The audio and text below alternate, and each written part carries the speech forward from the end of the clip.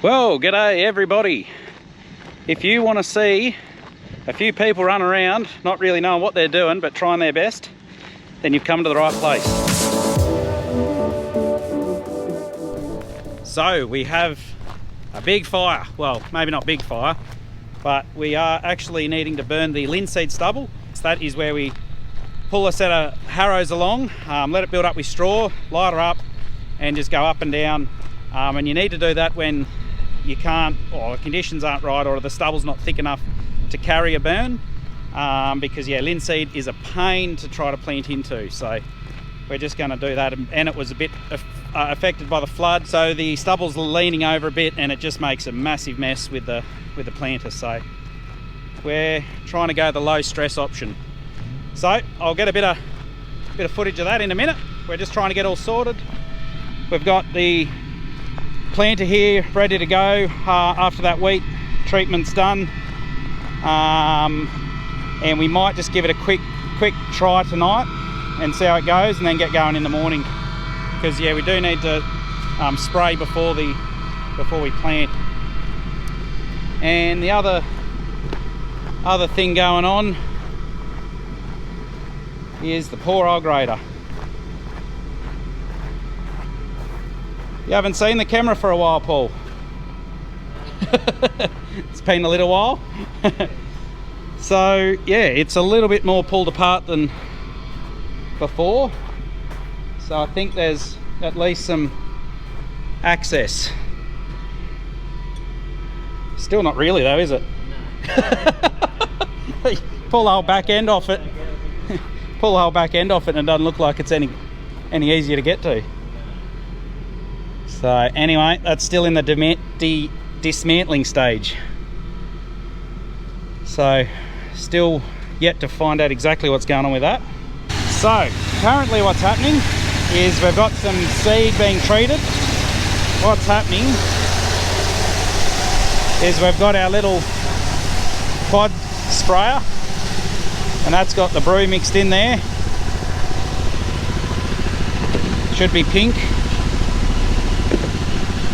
And yeah, Phil's looking pretty comfy there. Ready for the Is it the right brew? Yeah, I hope so.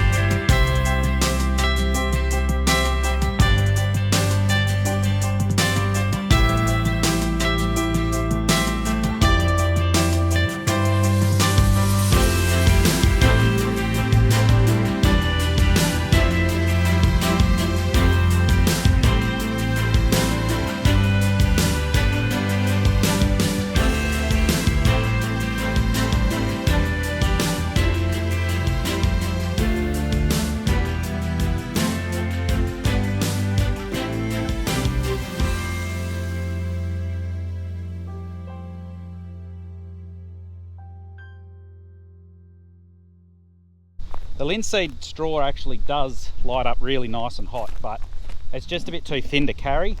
And yeah, as you can see here, it's just, there's a lot of stuff here like this will get caught up in your in your tine and your colder, like, yeah, it just wraps around everything. It's like baling twine. And yeah, it's just not thick enough to carry a flame, so that's why we've got to do this. We've got to, yeah, basically drive along, and it balls up with the harrows. Actually, over here where it wasn't quite lit up properly yet, you can see it balls up into this sort of stuff. And it's, yeah, that's just very, I don't know how you describe that. That'll tangle around anything. But that'll all light up when the whole harrow bar is on fire, like it is.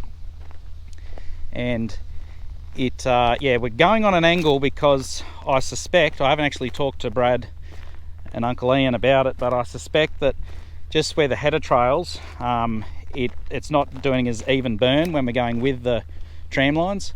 So going on an angle, it's able to keep all the harrows full, because once there's a bit of a tram line and you don't have one harrow that isn't collecting enough material to burn. So it's yeah, it's looking good. We've got the trusty old Chamberlain on it. It's the least expensive tractor, so if something goes really wrong, it's not so bad. But it, yeah, it's been on fire harrow duties a fair bit in its life. So yeah, it just looks like it's struggling a bit there.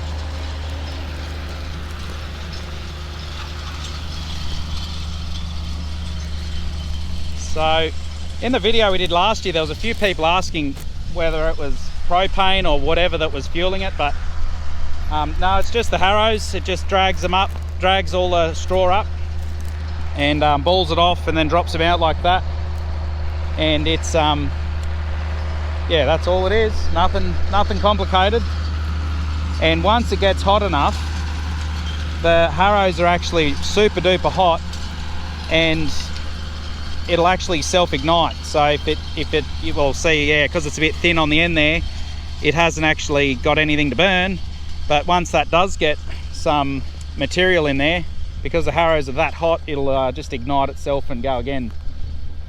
So anyway, I think Uncle Ian's in his happy place. At different times in all our lives, our family's been accused of loving fire, so I think there's a few that can relate to that. But Uncle Ian, I think he's having fun. So anyway, I've got to get the sprayer back up. I can't do a whole video about that. There's a lot of other stuff going on. So I'll head back up in the grasshopper and make sure we've got all the chemical we need. And I don't know, we might have a crack tonight, maybe just do 100 meters to check that it's all working as it should, and then hit it hard tomorrow. Right, well, before we get cracking in the morning with the spraying, well, we're going out at a high water rate again, so I'm only going to get 25 hectares per load. So this thing's going to be busy. I'm so glad we spent all that time and effort getting it up to scratch. But yes, very thankful. Anyway, I'm just putting some dinosaur juice in it, and then it'll be all ready to go. Then we'll give it a quick try tonight, and then we'll probably call it a night and get cracking in the morning when we're all fresh. We're in the Screaming Demon, looking at a lovely sunset. Nice if I clean the window. You can see the smoke from the burning on the other property. Hang on, I've got to change gears. This is a full-time job. I didn't mention too, we're not actually sowing into where it's burning. We won't be sowing that for a few more days, but we're just getting on the front foot for once. And yeah, getting that sorted so we can go straight in there without issue. So Josiah and I are just heading down to where the plant is going to be. You might be able to see him in the mirror in the other truck. And I think part of the problem is we've put that coating on the seed, and we need to wait for the seed to dry.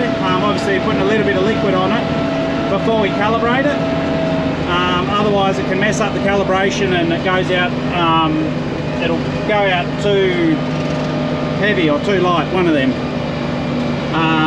So yeah, we're not going to be able to do it till the morning. I need to get spraying first thing.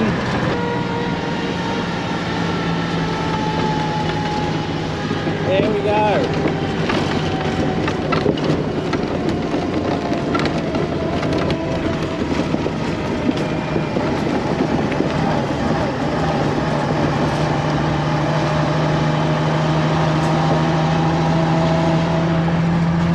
First bit of wheat, that's the go.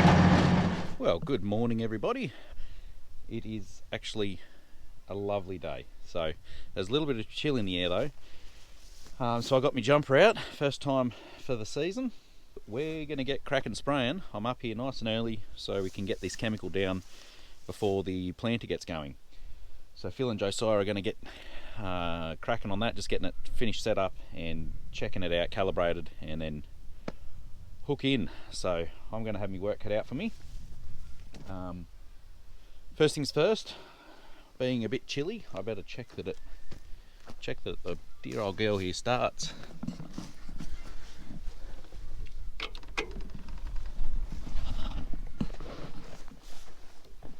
It doesn't like cold weather at all. It's not that cold, but that's why we've got a can of that there.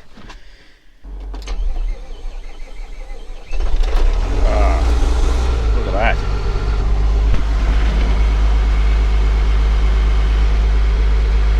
Windscreen wipers just decided to come on themselves for some reason.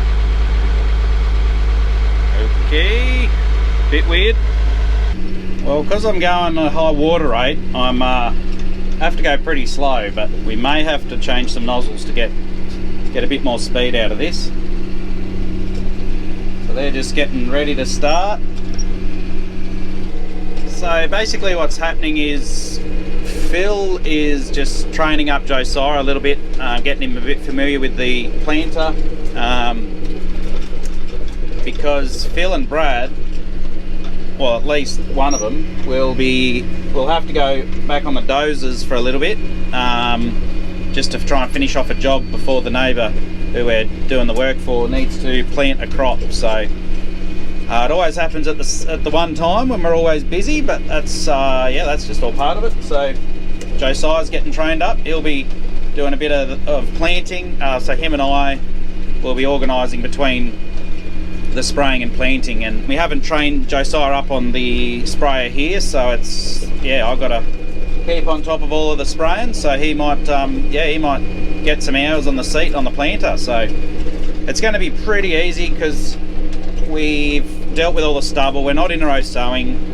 It's just going to be pretty smooth sailing as far as the planting goes. We shouldn't have any blockages. It'll yeah, it'll be a nice sort of a 500 hectares to learn on, so that'll be good. Well, we've started the wheat. Phil's just doing a headland there. I think Josiah's still in with him. Maybe Josiah's driving. Not sure, but yeah, that's looking good. It's just so nice not having to deal with stubble.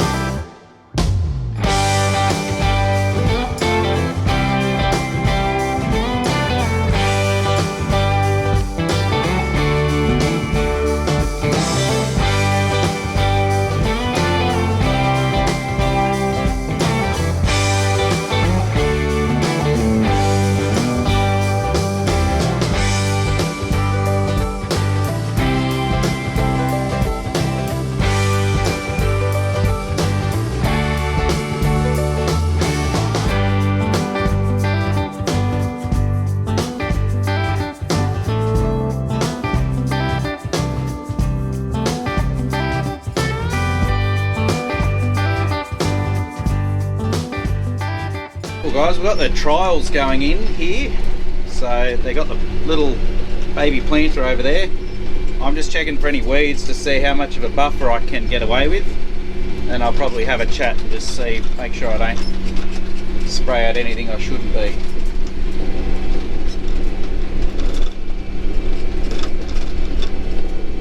So they got the person on the back, puts all the different varieties in, and it's quite interesting actually. Well guys, I just double checked that I'm not going to spray out anything here, but yeah, I think they're on their last run, so I timed this absolutely perfectly.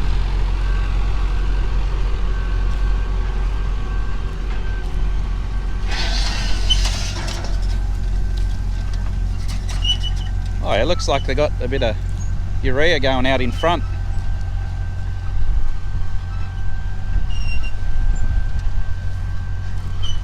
I've never been this close. It's actually very interesting.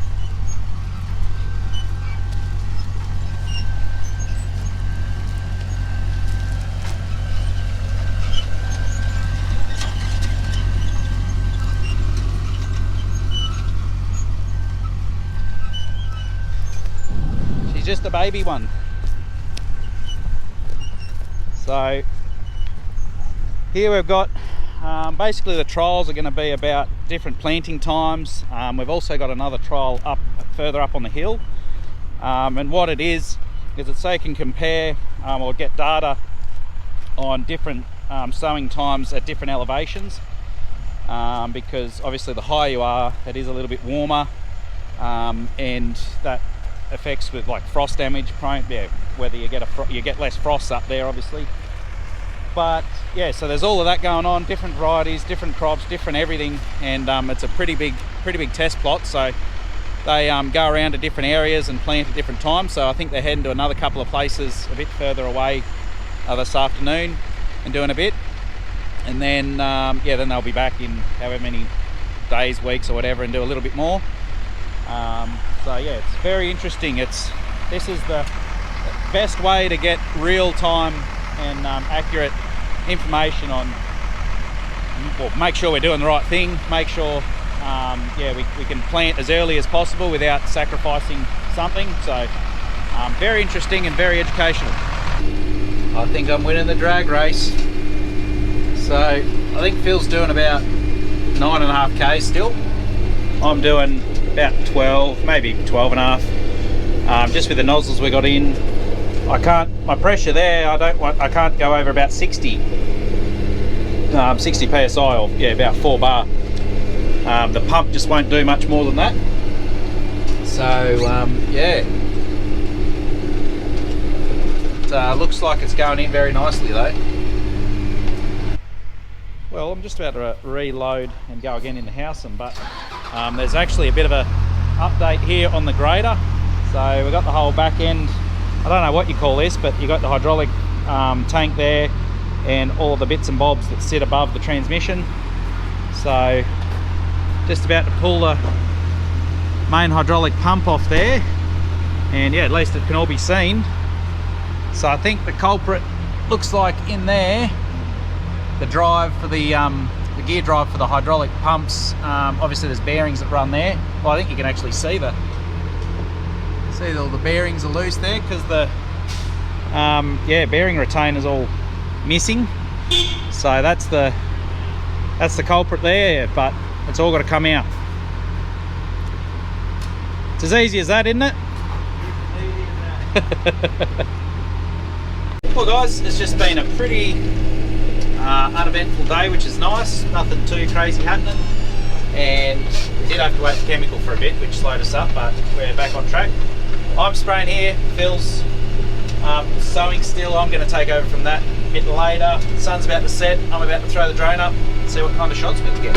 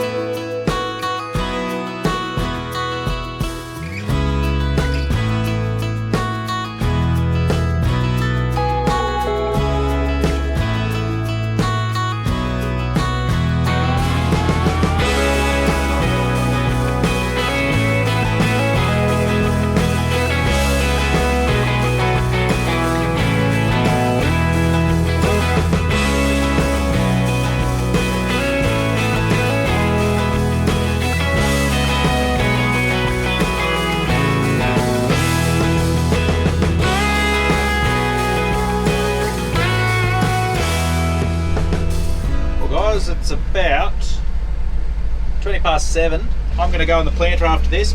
I might be going till 11 o'clock or midnight. Try and get as much done before the rain, and we'll see what happens. Hopefully there's no interesting times tonight. It's just a beautiful, beautiful job, really. We're not in any rocks, so it's just going straight through. It is just kind of relaxing. So up here on the screen here, if I can stop bouncing, it's saying here of the fertiliser. So there's our 2 bins, that's our seed and that's our fertiliser.